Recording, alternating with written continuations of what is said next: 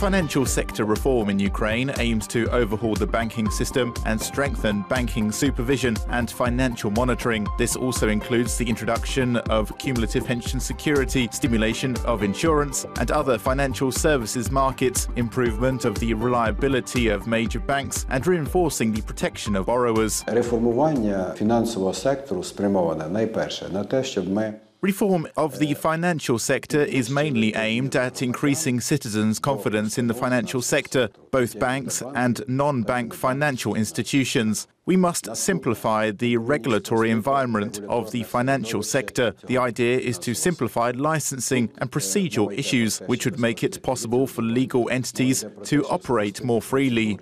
Речі, які би дали можливість вільніше працювати цим юридичним особам.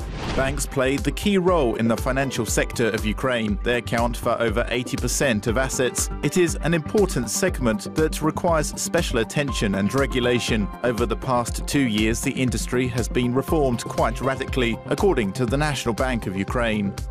The banking sector was changed the most. We can say that more than 80 banks were declared insolvent since the beginning of 2014. That is almost 50% of the total number of banks that operated in Ukraine in early 2014. The process was quite painful for both bank customers and the economy as a whole, but it was essential because such cleansing of the banking sector and removal of insolvent banks from the market lay the foundation for a healthy, liquid and solvent banking sector.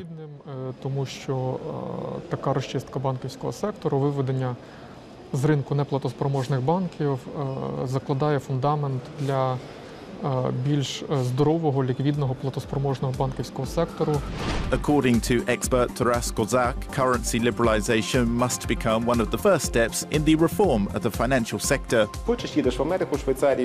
If you want, you can go to the US, Switzerland, Singapore or Germany, open a bank account, deposit money in it and do whatever you want with it. Deposit money in a foreign bank or buy securities, real estate, etc. Ukrainians cannot do that. We are not even aware that this is not normal. Our constitutional rights are violated, but we do not know that the situation can be different. A 1993 decree of the Cabinet of Ministers that limits the ability of Ukrainians to allocate their own funds is still valid, the expert stressed. Of course, the laws need to be changed. We must abolish the rather detrimental decree of 1993. For that, different laws, rules and regulations must be changed, which requires a great deal of work. Unfortunately, neither the National Bank nor the Parliament seem to be eager to make such major changes in that direction.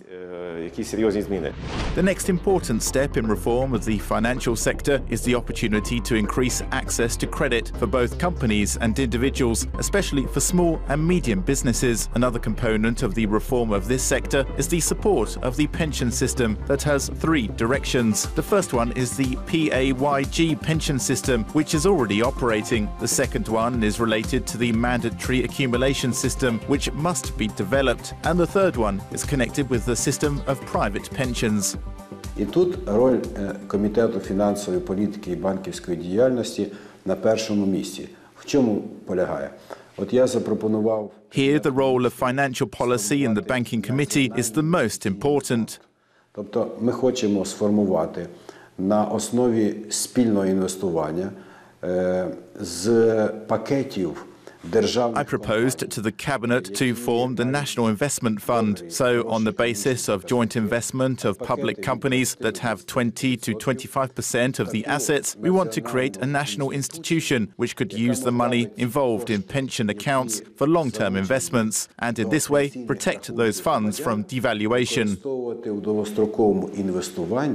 І таким чином не давати можливості знецінити ці кошти. According to Mikhailo Dovbenko, an institution that would help implement real pension reforms should be introduced this year. On February the 15th, the Verkhovna Rada passed a law on consumer crediting, which has already been signed by the President. I think it is a very important law, especially for reviving the confidence of citizens in banking and non-banking financial institutions. The law provides a very good basis for such work.